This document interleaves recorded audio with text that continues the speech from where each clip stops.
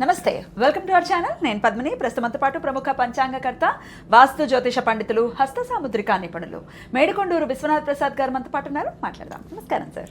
ఓం మాతాపితృ గురుభ్యో నమః. నమస్కారం సార్. నక్షత్రాల గురించి ఎక్స్ప్లెయిన్ చేస్తూ ఉన్నారు. ఎవరెవరి నక్షత్రాలని బట్టి వాళ్ళ గుణగణాలు ఎలా ఉంటాయి అనేది చాలా అద్భుతంగా మీరు ఎక్స్ప్లెయిన్ చేస్తూ ఉన్నారు. చూసిన వాళ్ళు, ఆ నక్షత్రానికి సంబంధించిన వాళ్ళు డెఫినెట్గా కరెక్ట్గా చెప్తున్నారు సార్ అని అంటున్నారు. ఎందుకంటే చాలా డీటెయిల్డ్గా ఎక్స్ప్లెయిన్ చేస్తున్నారు కాబట్టి అంత యాక్యురసీకి దగ్గరగా ఉన్నాయి. ఎందుకంటే నవాంశ ప్రకారంగా ఆ పాదం ఏ నవాంశలో పడుతుంది అనేది కూడా ఎక్స్ప్లెయిన్ చేస్తున్నారు. అయితే ఇది జ్యోతిష శాస్త్రంలో కొంత మనకు అవగాహన ఉంటే అర్థమవుతుంది. మాకేం అర్థం అవ్వట్లేదు అని అంటే మీరు ఓన్లీ వాళ్ళ గుణగణాల గురించే వినండి. నవాంశ అది ఇది అని అంటే మీకు అర్థం కాకపోవచ్చు. రైట్. మూలా నక్షత్రం. ఈ మూలా నక్షత్ర జాతకులు ఎలా ఉంటారు, మరి వీళ్ళు ఖచ్చితంగా జీవితంలో మార్చుకోవాల్సినటువంటి అంశాలు ఏంటి, ఏ ఆరాధన వీరికి యోగిస్తుంది, ఇవన్నీ ఒకసారి మీ ద్వారా. తప్పకుండా అండి. ఇందులో ఈ వీడియోల్లో ఈ నవాంశ లేకపోతే అధిపతులు ఇటువంటి వివరణ ఇవ్వటం ఎందుకు ఇస్తున్నానంటే, జ్యోతిష శాస్త్రంలో ప్రవేశం ఉన్నవారు ఏ కారణం వారు వింటూ ఉన్నప్పుడు లేదా చూస్తూ ఉన్నప్పుడు ఏ కారణం చేత ఈ విశ్లేషణ చేశాను అని వారు అర్థం చేసుకోవటం కొరకు చెప్తూ ఉన్నాను. దాని తర్వాత వివరించే క్రమం మామూలుగా ప్రవేశం లేని వారికి వాళ్ళు చూడటానికి ఉంటుంది. అది ప్రధాన ఉద్దేశం ఇక్కడ నేను వివరించే క్రమంలో ఉన్న ఆంతర్యం. ఇక మూలా నక్షత్రాన్ని గురించి మనం పరిశీలించినప్పుడు, మూలా నక్షత్రం ధనస్సు రాశిలో ఉండే ప్రథమ నక్షత్రం. సహజంగా మూలా నక్షత్రానికి సంబంధించి అంటే కేతు నక్షత్రాలకు సంబంధించి ఏదైనా రాశులు ప్రారంభమవుతూ ఉంటాయి. ధనస్సు రాశి ముఖ్యంగా అగ్నితత్వపు రాశి. ఈ అగ్నితత్వం నుంచే ఈ కేతు నక్షత్రాల యొక్క ప్రారంభం ఉంటుంది. మేషమైన అగ్నితత్వపు రాశుల నుంచే ఉంటాయి. ఇక రెండవది ధనస్సు రాశికి అధిపతి గురువు. మూలా నక్షత్రానికి వింశోత్తరి నాథుడు, వింశోత్తరి 120 సంవత్సరాల క్రమాన్ని అంచనా వేసుకుంటున్నప్పుడు నాథుడు కేతువు. ఇక్కడ అన్నిటికంటే ప్రధానమైన అంశం ఏమిటంటే ఈ వాటి నక్షత్ర ఆధిపత్య దేవత. నక్షత్ర ఆధిపత్య దేవత నివృత్తి అనే ఒక రాక్షసుడు.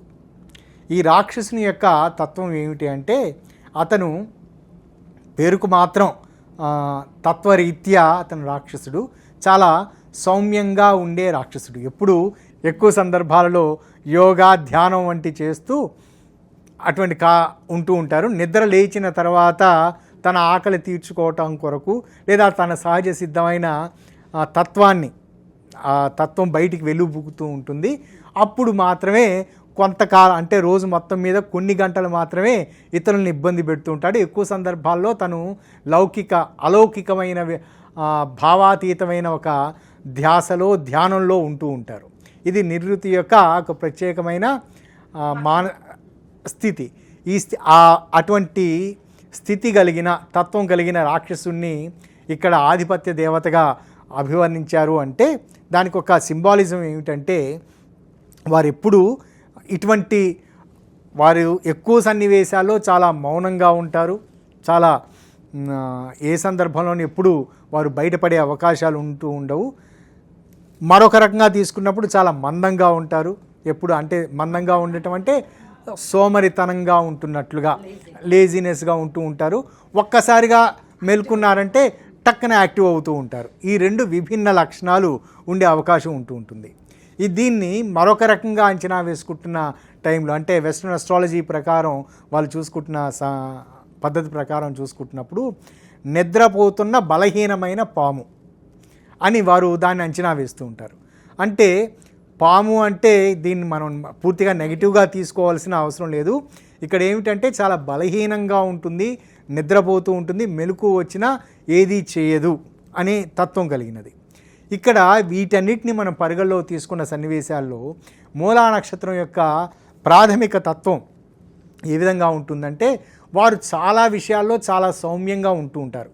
ప్రతి విషయంలోనూ తమకెందుకు వచ్చిన బాధ అంటే తమ ఎందుకు పట్టించుకోవటం, ఎదుటివారు చాలా విమర్శిస్తూ ఉన్నారనుకోండి, చాలా వారికి మానసిక పరంగా ఒత్తిడికి గురి చేసే విధంగా రకరకాలుగా విభిన్న ప్రవర్తనలు చేస్తున్నారనుకోండి, చూసి చూడనట్లు పోతూ ఉంటారు, పెద్దగా పట్టించుకోరు. వాళ్ళకి ఎప్పుడైతే కొంచెం ధ్యాస మరులుతుందో, ఇందాక వివరించాను కదా నిరుతి అనే ఒక రాక్షస తత్వం గురించి, అదేవిధంగా ఎప్పుడైతే వారి కోపం వస్తుందో వారి కోపాన్ని వాళ్ళు ప్రదర్శించే కోపాన్ని ఎదుటివారు తాళలేని పరిస్థితుల్లో ఉంటూ ఉంటారు.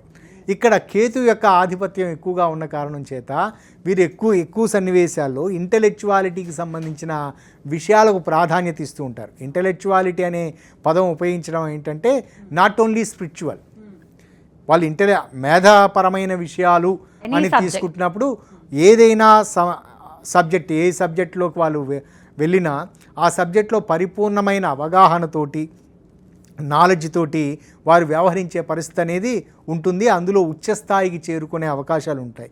అంటే వారు ఎక్కువ సందర్భాలలో వారు చాలా కామ్గా ఉంటున్నట్లు, సబ్జెక్టు పట్ల ఆ సబ్జెక్ట్ నేర్చుకుంటున్నట్లు అట్లా అనిపించదు. కానీ వారు కాన్సన్ట్రేట్ చేసే 1 గంట సేపో 2 గంటల సేపో కాన్సన్ట్రేట్ చేశారనుకోండి, మిగతా వాళ్ళతో పోల్చుకున్న సన్నివేశాల్లో మిగతా వాళ్ళు 24 గంటల్లో నేర్చుకున్న విషయాలను, అంతకంటే ఎక్కువ విషయాలను కాన్సెప్ట్ తోటి సహా వీరు చేసే ఆ 1-2 గంటల సాధనలోనే వీరు నేర్చుకుంటూ ఉంటారు.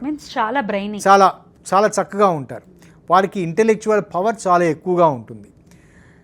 వీరిని సరైన పద్ధతిలో ఉపయోగించుకున్న సన్నివేశాలలో, అంటే వీరిని అర్థం చేసుకునే జీవిత భాగస్వామి వచ్చిందనుకోండి, అంటే జీవిత భాగస్వామి వచ్చిందో అనుకోండి, వారు తగ్గట్లుగా వ్యవహరించిన సన్నివేశాలలో వీరి నుంచి అద్భుతాలను చూడవచ్చు. అలానే వారి పై అధికారులు కావచ్చు, మిగతా ఎవరైనా సహోద్యోగులు కావచ్చు, వారి తత్వాన్ని అర్థం చేసుకుంటూ ప్రవర్తించిన సన్నివేశాలలో వారి నుంచి గొప్ప ఆవిష్కరణలు పొందే అవకాశం, సంస్థకి మంచి పేరు, లేదా కుటుంబపరమైన విషయాల్లో కుటుంబానికి మంచి పేరు, ఆర్థికపరమైన అనుకూలతలు ఉండే అవకాశం ఉంటుంది. ఇక పాదాల వారీగా దానికన్నా ముందు ఒక్క క్వశ్చన్ సార్, పాదాల వారీగా కూడా చెప్దురు కానీ, ఈ మూలా నక్షత్రానికి ఒక అపవాదు ఉంది.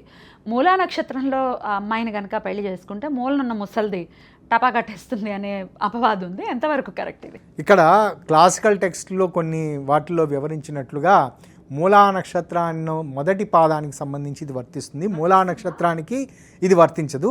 అందులో మూలగా ఉన్న ముసలి అని కాదు, జీవిత భాగస్వామి వైపు తండ్రి, మామగారికి గండము అని దీన్ని మరొక రకంగా మనం అప్లై చేయొచ్చు. మామగారికి గండమా, మామగారి ద్వారా గండమా అనేది అర్థం కాని విషయం. అంటే ఎక్కువ సందర్భాల్లో మూలా నక్షత్రం మొదటి పాదం వారికి సంబంధించి చూసుకుంటున్నప్పుడు మామగారి ద్వారా నిత్యం ఏదో ఒక రకమైన విమర్శలు ఎదురయ్యే పరిస్థితులు ఉండే అవకాశం ఉంటుంది. అది ఆడవారికి మగవారికి ఇద్దరికీ తప్పట్లేదు. మగవారికి సంబంధించి చూసుకున్నాం అనుకోండి, వాళ్ళ మామగారి నుంచి ఏదో ఒక రకంగా వారికి ఆర్థిక పరంగానో మరొక రకంగానో వారు పీడించే అవకాశం, అంటే కూతుర్ని అడగలేక అల్లుడి గారిని అడుగుతూ ఉండే పరిస్థితి లాంటిది. అలానే రివర్స్గా తీసుకుంటే అమ్మాయిలకు సంబంధించి వారికి మామగారికి సంబంధించి అంటే కొడుకుని అడగలేక కోడల్ని అడిగే పరిస్థితి. ఇది కోడలు చాలా సున్నితత్వానికి లోనయ్యే పరిస్థితి. ఇటువంటి సన్నివేశాలను చూశాను. చాలా తక్కువ సన్నివేశాలలో మామగారికి గండం అంటే వారికి ప్రాణహాని కలగటం అనేది చాలా తక్కువ సందర్భాల్లో చూశాను. కానీ ఈ విశ్లేషణ చేయటం ఏమిటంటే, ఇందులో ఒకరికి గండం ఏర్పడుతుంటే వీరి జాతకం ప్రకారం మరొకరు మరణిస్తారు అని అంచనా వేయటం జ్యోతిష్య శాస్త్ర ప్రాథమిక సూత్రాలకు విరుద్ధం. ఎందుకంటే వారి జాతకం అనేది ప్రత్యేకంగా ఉంటుంది. దానికి అంటే కొంచెం గండకాలం ఉండే అవకాశాలు ఉండవచ్చేమో. కానీ క్లాసికల్ టెక్స్ట్లో వివరించింది ఏమిటంటే, ఇందులో స్త్రీలకు మాత్రమే ఇది వర్తిస్తుంది, ఇది పురుషులకు వర్తించదు అని చెప్పారు. కానీ నా ప్రాక్టీస్లో ఇది ఆడవారికి మగవారికి ఇద్దరికి వర్తించడం అనేది గమనించాను. ఇక మొదటి పాదం వాళ్ళు ఎలా ఉంటారు సార్? మొదటి పాదానికి సంబంధించి నవాంశ మేష నవాంశ అయింది. ఇక్కడ రాశికి అధిపతి గురువు, మేషరాశికి అధిపతి కుజుడు. అంటే మంచి ట్రైన్ ఆస్పెక్ట్ ఉన్నది. అంటే వీరికి సంబంధించి మొదటి పాదానికి సంబంధించి అనుకూలమైన పరిస్థితులు వీరికి ఎదురవుతూ ఉంటాయి. కానీ వాటిని వీరికి ఉన్న బద్ధకపు తత్వం కారణం చేత వీరు దాన్ని సద్వినియోగపరచుకోలేని పరిస్థితులు ఉంటూ ఉంటాయి. అంటే వీరు ఇందాక ముందు వివరించినట్లుగా వీరి యొక్క తత్వం ఏమిటంటే, ఎక్కువ సందర్భాలలో ఏదో డివైన్ మెడిటేషన్లో ఉన్నట్లుగాను మరొక విషయం పట్లగానో ఏదో వారు ఆ విధంగా ఉంటూ ఉంటారు. మెడిటేషన్ చేస్తున్నట్లుగానో వేరే ధ్యానంలో వేరే ధ్యాసలో ఉంటూ ఉంటారు. వీరి పరిపూర్ణమైన యాక్టివ్ అయిన సన్నివేశాల్లో మాత్రమే కళ్ళ ఎదుట ఉన్న అవకాశాలు వీరికి ఉపయోగపడతాయి. కానీ ఇక్కడ ఈ ప్రత్యేకమైన మూలా నక్షత్రం మొదటి పాదంలో ఉన్న అనుకూలమైన సౌలభ్యత ఏమిటంటే వీరికి సంబంధించి వీరికి ఆ కళ్ళెదుట ఉన్న అవకాశాలు ఎక్కువ సందర్భాల్లో తప్పిపోయే పరిస్థితులు ఉంటూ ఉంటాయి. వారు కానీ అందివచ్చే అవకాశాలను వాళ్ళను వినియోగించుకోవడానికి ప్రయత్నించిన సందర్భాల్లో చాలా ఉన్నతమైన స్థాయికి గుర్తింపును పొందగలుగుతారు. ఆర్థికపరమైన విషయాలలో వీరు ఆఖరికి నిర్లిప్తంగా ఉన్నా కూడా వీరికి సహాయపడే వ్యక్తులు చాలా అటువంటి బంధువులు అటువంటి స్నేహితులు వీరికి ఉండే అవకాశం ఉంటుంది. కానీ మరొక మైనస్ పాయింట్ ఏమిటంటే ఇక్కడ శుక్రుని యొక్క కారకత్వం కొంచెం ఇబ్బందికరంగా ఉండే అవకాశం ఉంటుంది. మగవారికి సంబంధించి జీవిత భాగస్వామి నుండి వ్యతిరేకత ఎక్కువగా ఉండే పరిస్థితులు ఉంటాయి. శుక్రుడు ఇన్వాల్వ్మెంట్ ఏముంది? ముఖ్యంగా 6వ స్థానాధిపతి అయ్యాడు కాబట్టి ఆ కారణం చేత సహజంగా 6వ స్థానాధిపతి శుక్రుడు అయ్యాడు కదా, రాశి ప్రకారం చూసుకుంటున్నప్పుడు 6వ స్థానాధిపతి అయ్యాడు కాబట్టి వారికి ఇబ్బందులు ప్రారంభం నుంచే వివాహ భావం నుంచే వీరికి ప్రారంభం వచ్చే అవకాశాలు. జీవిత భాగస్వామి తప్పుగా అర్థం చేసుకోవటం, వీరి ప్రవర్తనని తప్పుగా అర్థం చేసుకోవటం, ఈ కారణం చేత ప్రారంభంలోనే వైవాహిక జీవిత ప్రారంభంలోనే వీరికి కొంత ఇబ్బందులు జీవిత భాగస్వామి నుండి ఎదురయ్యే అవకాశాలు ఉంటాయి. కానీ ఆ సమయంలో వారు తీవ్రమైన నిర్ణయాలు తీసుకోకుండా ఉన్న సన్నివేశాల్లో క్రమంగా ఒక 3-4 సంవత్సరాల తదుపరి నుండి వారికి వైవాహిక జీవితం సక్రమంగా ఉండే అవకాశం ఉంటుంది. వేరాస్ మూలా నక్షత్రం 2వ పాదానికి వచ్చినప్పుడు అప్పుడు ఖచ్చితంగా 6వ స్థానమే శుక్రుడయ్యాడు. అప్పుడు అటువంటి సన్నివేశాల్లో జీవిత భాగస్వామి నుంచి బహుశా పారవశ్యతకు సంబంధించిన విషయాలు, వాళ్ళిద్దరి మధ్య ఉండే వ్యక్తిగతమైన విషయాలు, వీటన్నిటికి సంబంధించి సఖ్యత లేకపోవటం, ఈ కారణాల చేత జీవిత భాగస్వామి నుండి తీవ్రమైన వ్యతిరేకత ఉండే అవకాశాలు, దాన్ని ప్రోత్సహించే వ్యక్తులు అంటే వారిద్దరి మధ్య స్పర్ధలు ఏర్పడిన సన్నివేశాలలో వారి వైపు తల్లిదండ్రులు కానీ వీరి వైపు తల్లిదండ్రులు కానీ అంటే రెండు వైపులా తల్లిదండ్రులు జీవిత భాగస్వామి యొక్క ఆలోచనలకు మాత్రమే అంటే వారు చెప్పే కంప్లైంట్స్కి మాత్రమే సపోర్ట్ చేస్తూ వ్యవహరిస్తూ ఉండటం. అంటే సహజంగా ఏదైనా భార్యాభర్తల మధ్య ఏదైనా గొడవ స్పర్ధ వచ్చింది అనుకోండి, అందులో వాటిని గురించి వ్యక్తీకరించే వ్యక్తి జీవిత భాగస్వామి ఉన్న లోపాలను మాత్రమే చెప్తూ ఉంటారు. వాళ్ళు ఆ సమయంలో ఇలా చేశారు అలా చేశారు అని వారికి సంబంధించిన నెగిటివ్స్ మాత్రమే చెప్తూ ఉంటారు. ఈ నెగిటివ్స్ చెప్పే సన్నివేశాలలో రెండు వైపులా ఉండే బంధువులు లేదా వారికి ఉన్న పరిచయస్తులు వీరు వారిలో ఉన్న లోపాలుని వాటిని మాత్రమే ఎత్తి చూపే విధంగా వీరిని సపోర్ట్ చేసే విధంగా ఉండటం చేత వైవాహిక జీవితం చాలా కాంప్లికేటెడ్గా ఉండే పరిస్థితులు ఉంటూ ఉంటాయి. కాబట్టి ఇటువంటి సన్నివేశాల్లో భార్యాభర్తల్లో ఎవరిది మూలా నక్షత్రం అయినప్పటికీ వారు మూడో వ్యక్తికి అంటే వారి వైపు తల్లిదండ్రులు కావచ్చు వీరి వైపు తల్లిదండ్రులు కావచ్చు వారికి సంబంధించిన కుటుంబపరమైన సమస్యలను మరొకరితోటి పంచుకోకుండా ఉంటే బెటర్, ఉండటం మంచిది, గుప్తంగా ఉండటం మంచిది. ఆ సమస్యలు వాళ్ళిద్దరి మధ్య వచ్చే సమస్యలకు వాళ్ళిద్దరు మాత్రమే దాన్ని సాల్వ్ చేసుకోగలరని నమ్మకంతో వ్యవహరించినప్పుడు తర్వాత క్రమంగా వీరికి అనుకూలంగా ఉంటుంది. ఇక్కడ మరొక ముఖ్యమైన విషయం ఏమిటంటే ఇక్కడ వీటన్నిటికి సంబంధించి యోగిని నాథుడు శని అయ్యాడు. శని యొక్క తత్వం ఏమిటంటే సహజంగా గ్రాడ్యువల్ ఇంప్రూవ్మెంట్ ఇస్తూ ఉండటం, ఏదైనా విషయంలో గ్రాడ్యువల్గా అనుకూలమైన ఫలితాలు ఇస్తూ ఉంటాయి. అది స్టూడియస్గా ఉంటుంది, చాలా చక్కగా అనుకూలమైన ఫలితాలు ఉంటూ ఉంటాయి. మొదటి 36 సంవత్సరాల లోపల వీరు ఓపిక పట్టిన సన్నివేశాలలో ఓపికగా ఉండు వారి వైవాహిక జీవితం విషయం కావచ్చు, వృత్తిపరమైన విషయానికి సంబంధించి కావచ్చు, చాలా ఓపికగా ఉండటం, నిరీక్షిస్తూ ఉండటం, ఇటువంటి సన్నివేశాల్లో 36 సంవత్సరాలు దాటిన తదుపరి నుండి వారికి చక్కటి అనుకూలతలు ఉంటాయి. అంటే అంతవరకు అపార్థం చేసుకున్న జీవిత భాగస్వామి మరలా దగ్గర కావటం, ఈ లోపల తీవ్రమైన నిర్ణయాలు తీసుకోకుండా ఉన్న సన్నివేశాల్లో లేదా వృత్తిపరమైన విషయాల్లో అప్పటి వరకు వారు అసౌకర్యంగా లేదా అసంతృప్తిగా భావిస్తున్న వృత్తిపరమైన విషయాల్లో మా పక్కవాడికి మంచి అవకాశాలు వచ్చాయి, వారికి శాలరీ హైక్ అవుతూ ఉన్నది, లేదా ప్రమోషన్స్ వస్తున్నాయని అనుకుంటున్న వారికి 36 సంవత్సరాల తర్వాత వారిని క్రాస్ చేసుకుంటూ బైపాస్ చేసుకుంటూ వీరికి అవకాశాలు వచ్చే పరిస్థితులు ఉంటాయి. ఇక మూడవ పాదానికి సంబంధించి చూసుకుంటున్నప్పుడు ఇక్కడ సప్తమ భావం అవుతుంది, అంటే మిథున రాశి మిథున నవాంశ అవుతుంది. మిథున నవాంశకి ధనుర్లగ్నానికి మిథున రాశికి సంబంధించి సమసప్తకాలు ఉండే పరిస్థితులు. అంటే ఇది కొంత అనుకూలంగా భావించే చంద్రుడి నుంచి చంద్రుడు అనుకూలమైన, ఇది ముఖ్యంగా ఈ మూలా నక్షత్రానికి సంబంధించి క్షీణ చంద్రుడు ఉన్న సన్నివేశాల్లో మాత్రం వీరికి కొంత వ్యతిరేకత ఉండే సన్నివేశాలు ఉంటాయి. అంటే చంద్రుడి నుంచి చంద్రుడు అంటే ఏంటి సార్? ఇక్కడ చంద్రుడు మూలా నక్షత్రంలో ధనుస్సు రాశిలో చంద్రుడు ఉన్నాడు. నవాంశ మూడవ పాదం మిథున నవాంశ అయింది, చంద్రుడి నుంచి చంద్రుడు కదా.